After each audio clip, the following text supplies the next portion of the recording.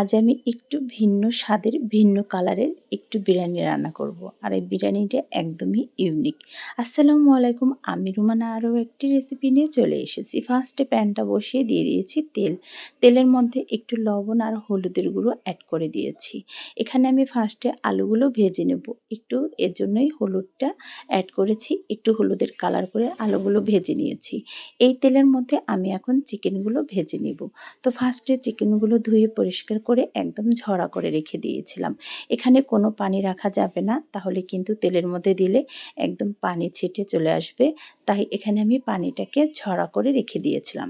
এখন এই তেলের মধ্যে চিকেনগুলোকে ভালো মতন আমি ভেজে নিব আর এক এক করে মশলা দিয়ে কষিয়ে নিব। তো চিকেনটাও তেলের সাথে ভাজা হবে আর এর সাথে মশলাটাও কষানো হবে। এই তো এখানে কিন্তু চিকেনগুলো একটু কষানোর ভাজার পরে আমি এখানে কিছু পেঁয়াজ কুচি অ্যাড করে দিয়েছি। তো পেঁয়াজ কুচিটা দিয়েও কিন্তু তেলের সাথে ভেজে নিয়েছি। এরপর এখানে দারচিনি আর এলাচগুলো অ্যাড করে দিয়েছি। তো এভাবে তেলের সাথে চিকেনগুলো ভাজবো আর এক এক করে মশলা অ্যাড করে দিব। কিছু ফালি করা কাঁচামরিচও অ্যাড করে দিয়েছিলাম আর ভেজে রাখা যে আলুগুলো ছিল সেটাও অ্যাড করে দিলাম। এখানে আমি 2 চামচের মতো মরিচের গুঁড়ো অ্যাড করে দিয়েছি। তো এখানে কাঁচা মরিচের ঝালটা একটু বেশি হবে, তাই এখানে মরিচের গুঁড়োটা একটু কম পরিমাণের অ্যাড করেছি। এখানে দিয়ে দিয়েছি 2 চামচের মতো পেঁয়াজ বাটা, এখানে 2 চামচের মতো রসুন বাটা, এখানে আমি দিয়ে দিয়েছি 1.5 চামচের মতো আদা বাটা, 1 চামচের মতো জিরা বাটা। তো এই মশলাটাই কিন্তু দিয়ে আজ আমি বিরিয়ানিটা রান্না করব। এখানে আর কোনো বাড়তি মশলা দেওয়া হবে না। তো এই তো চিকেনের সাথে মশলাগুলো এখন সুন্দর করে কষিয়ে নেব। তো এভাবেই আমি এক এক করে মশলা দিয়েছি আর চিকেনের সাথে সুন্দর করে কষিয়ে নিয়েছি। আলু, চিকেন আর মশলাটা কিন্তু একদম কষানোর শেষের দিকে চলে আসছে। তো এখানে আরও কিছু নুন অ্যাড করে দিয়েছি। তো নুনটা দিয়ে এখন চিকেনগুলো আরও কিছুক্ষণ কষিয়ে নেব। আর একটা জিনিস খেয়াল করছেন, এখানে আমি কিন্তু কোনো পানি অ্যাড করিনি।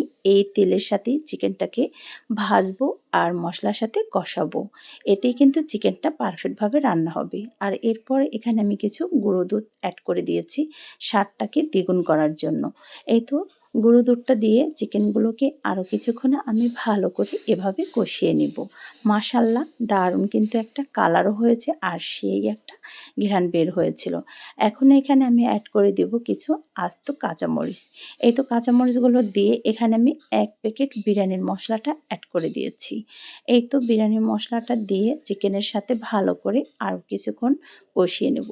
তো এখানে আমি আরও 2 থেকে 3 মিনিটের মতো এই চিকেনটাকে ভালো করে এভাবে মশলার সাথে কষিয়ে নেব। পুরো তেলের মধ্যেই এই চিকেনটাকে আমি সুন্দর করে কষিয়ে নিয়েছি। একদমই পানির কোনো ঝামেলা ছাড়াই এখানে তেলের সাথে চিকেনটা একদম পারফেক্টভাবে কষানো হয়েছে। তো মাশাআল্লাহ, চিকেনটা কিন্তু একদম রান্না একদমই শেষ করে এক সাইড করে রেখে দিয়েছি। এখানে পাতিলের মধ্যে পেঁয়াজ কুচি দিয়ে তেলের সাথে বাদামি কালার করে ভেজে নিয়েছি। চালটা কিন্তু আমি আধা ঘন্টার মতো ভিজিয়ে একদম ঝরা করে রেখে দিয়েছিলাম। তো এই তো বাদামি কালার পেঁয়াজটা করার পর এখানে চালগুলো অ্যাড করে দিয়ে দিয়েছি কিছু নুন। তো এখন চালটাকে যত সুন্দর করে একদম ভাজা যাবে তেলের সাথে, তত কিন্তু বিরিয়ানিটা একদম পারফেক্ট হবে এবং কি ঝরঝরা হবে। তো এই তো আমি এখানে চালটাকে ভালো করে ভেজে নিয়েছিলাম। এই তো কিছু জাফরান অ্যাড করে দিয়েছি চালের সাথে, আমি ভালো করে ভেজে নিয়েছি দারুণ একটা ফ্লেভার চলে আসার জন্য। আরও কিছু আস্ত কাঁচামরিচও অ্যাড করে দিয়েছি। তো চালটা আমি অনেক সময় কিন্তু সুন্দর করে ভেজে নিয়েছি। আর একদম পারফেক্টভাবে ভাজা হলে সেই বিরিয়ানিটা একদমই কিন্তু ঝরঝরা হয়ে থাকে। তো ভাজা চালের মধ্যে এখন এখানে আমি অ্যাড করে দিলাম চিকেনগুলো দিয়ে তো চালের সাথে চিকেনটাকে আরও কিছুক্ষণ এভাবে আমি কষিয়ে নিয়েছি। আর এটাকে যত সুন্দর কষানো যাবে ততই কিন্তু ভালো হবে। এই তো কষানোর পর আর এখানে কিন্তু ঠান্ডা পানি অ্যাড করা যাবে না। একদম ফোটানো গরম পানিটা অ্যাড করতে হবে। তাহলে কিন্তু প্রত্যেকটা চাল সুন্দর মতো ফুটে আসবে। আর এখানে যদি ঠান্ডা পানিটা দেওয়া হয় তাহলে কিন্তু চালটা কিছু শক্ত একদমই কাঁচা থেকে যাবে। তাই সবসময় খেয়াল করে এখানে একদম ফুটানো গরম পানিটাই দিতে হবে। তো এখানে আমি ১.৫ কেজি চাল নিয়েছিলাম। এখানে আমি ডাবল পানিটা কিন্তু ফুটিয়ে নিয়েছিলাম। তো ডাবল পানির থেকে একটু ০.৫ কেজি পানি আমি কম দিয়েছিলাম। যেহেতু এখানে আমি ০.৫ লিটারের মতো দুধ অ্যাড করে দিব। তাই আমি ০.৫ লিটার পানি একটু কম অ্যাড করেছি। তো এখানে ১.৫ কেজি চালের মধ্যে একদম ডাবল পানিটাই অ্যাড করতে হবে। তো এখানে পানি দিয়ে আমি সুন্দর মতন এভাবে উল্টিয়ে পাল্টিয়ে নেড়েচেড়ে একদম পানিটাকে শুকিয়ে ফেলেছি।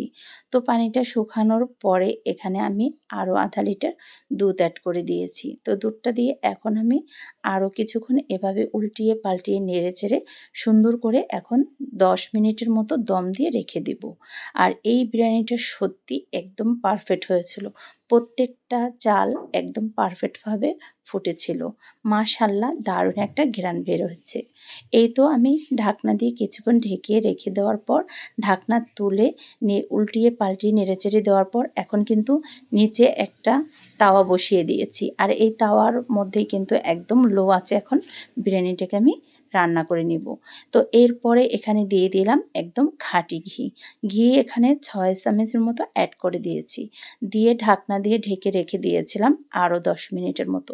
মাশাআল্লাহ দারুণ একটা কিন্তু ঘ্রাণ বের হয়েছে। পুরো ঘরটাই যেন মৌ মৌ করছে বিরিয়ানির ঘ্রাণে। আর ঘি আর সাথে ছিল জাফরান। দুটো মিলিয়ে কিন্তু বিরিয়ানিটার স্বাদ আর ঘ্রাণে একদম অতুলনীয় হয়েছিল। এই তো রান্নাটা একদমই শেষ করেছি। সত্যি বলছি এই বিরিয়ানিটা খেতে এতটাই মজা হয়েছিল, সবাই খেয়ে কিন্তু প্রশংসা করেছিল।